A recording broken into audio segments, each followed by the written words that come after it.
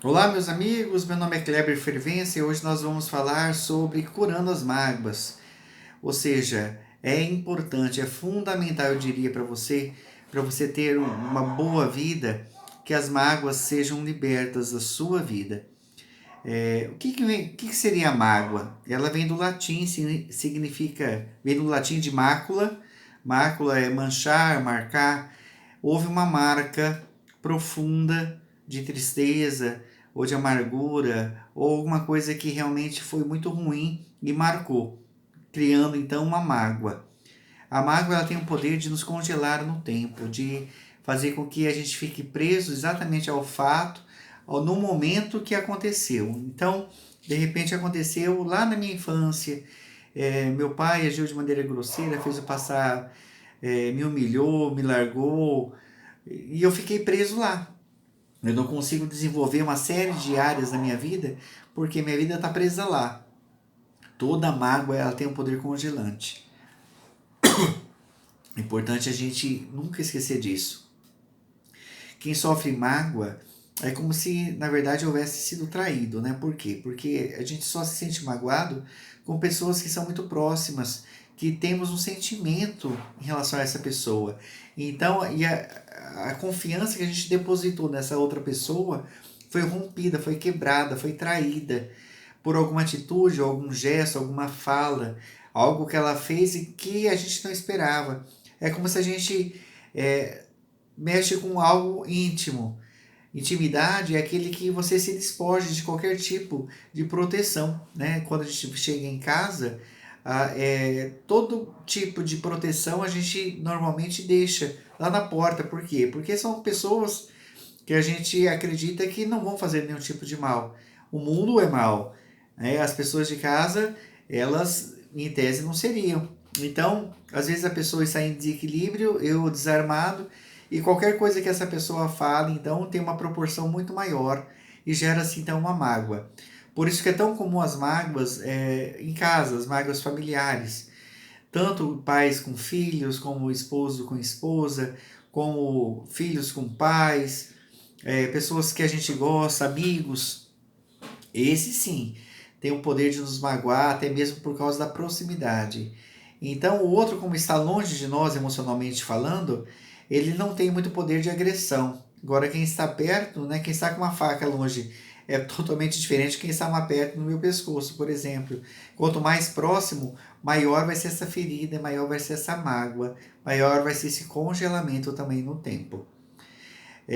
Porque temos até a ideia que a pessoa aproveitou de nós, aproveitou da nossa fragilidade, da nossa é, permissão, né? Nós demos uma carta de confiança a essa pessoa como se tivesse rasgado essa carta. Só que eu preciso dizer algo para você que você pode até não gostar, mas infelizmente ou felizmente já foi comprovado cientificamente. Centenas de linhas filosóficas, terapêuticas atestam a mesma coisa, que a mágoa ela causa problemas sérios para quem sente. Então, problemas inclusive físicos, problemas psicossomáticos. Isso já foi provado cientificamente. Tanto é que quando há liberação dessa mágoa, normalmente o sintoma some, porque a causa deixou de existir. E é necessário, então, eu entender, deixar isso muito bem claro, que se você tem mágoas de pessoas, quem está sendo prejudicado, na verdade, é você. Se você tem a ideia, tipo assim, eu vou ficar, não vou falar com fulano, eu não quero fulano perto de mim, não quero nada, não quero nem saber da vida do fulano. E na verdade tem um sentimento interno que precisa ser vingado, porque ele te traiu. E aí você guarda aquilo no seu coração, achando que o fulano lá vai infartar. É mais fácil você infartar primeiro. É como se a gente tomasse uma dose de veneno e esperasse que o outro infartasse, que o outro morresse com o veneno que a gente está tomando. Nunca esqueça disso. O maior prejudicado do magoado é exatamente o magoado.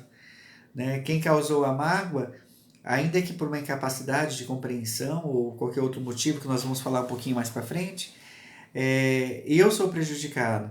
Então, será que ainda vale a pena pagar um preço tão alto por alguém que, por algum motivo, de certa maneira, me machucou de maneira tão profunda? Será que é isso que eu quero para minha vida? Será que é isso que eu quero dar para o outro, enquanto não houver a liberação de perdão, você vai ficar preso exatamente àquele fato.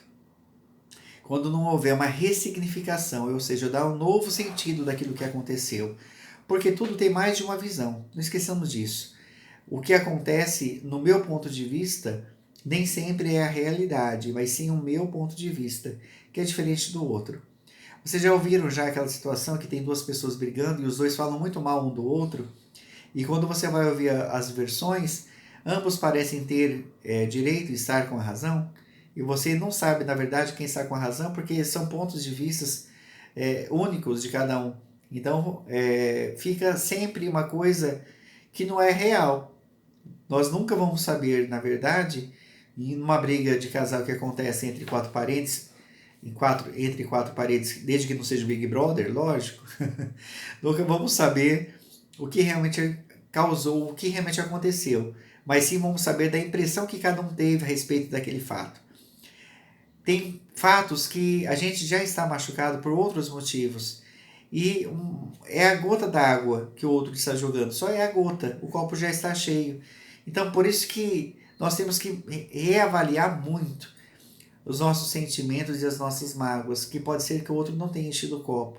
E eu estou culpando o outro do copo estar cheio. Às vezes quem encheu o copo foi até eu mesmo, com um monte de situações mal resolvidas, e o outro veio para pôr a gota final nisso e me lembrar que o copo estava transbordando. E eu, como tinha que culpar alguém, culpo o outro, que é mais fácil às vezes do que me culpar.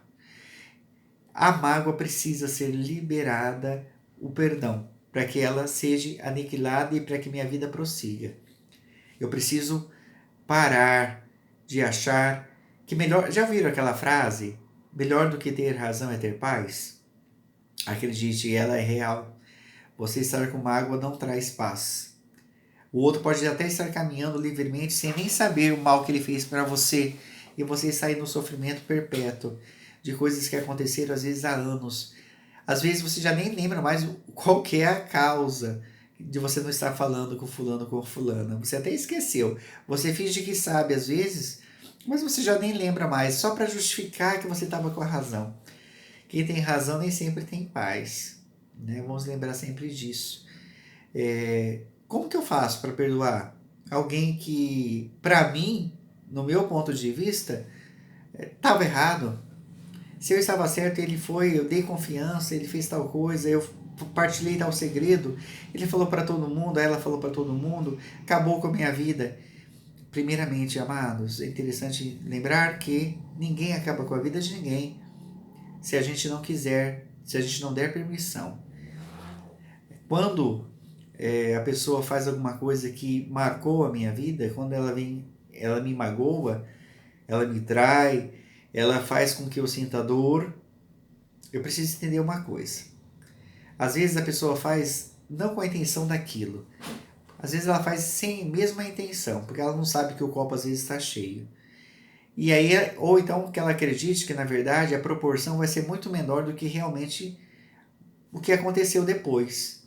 A pessoa fala alguma coisa que ela sabe porque ela é íntima, e aí eu que já estou de repente machucado, ou aquilo me machuca numa proporção muito maior.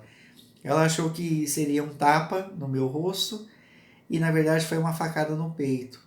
Então temos que entender isso também. Os outros às vezes não têm aquela intenção de causar aquele prejuízo, pelo menos não naquele montante que foi causado.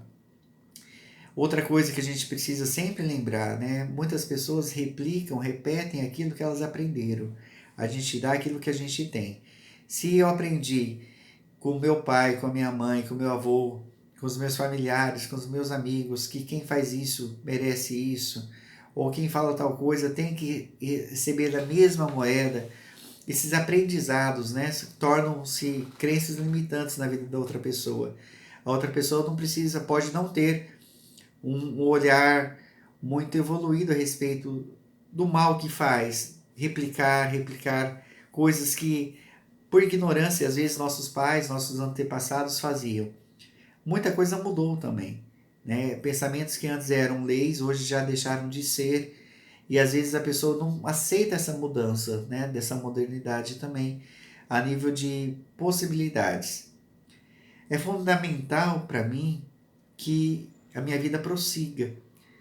E para isso acontecer, então, eu tenho que fazer a liberação desse perdão e a ressignificação desse fato traumático. Eu posso fazê-lo isso até mesmo aprendendo isso dentro de uma igreja, eu posso aprender isso dentro de um consultório no qual eu faço a liberação desse perdão. Por quê? Porque ele obrigatoriamente tem que acontecer para que haja liberação de vida e a vida prossiga. Fica aqui mais uma dica, mais essa dica sobre curando as mágoas, e nos vemos nos próximos vídeos.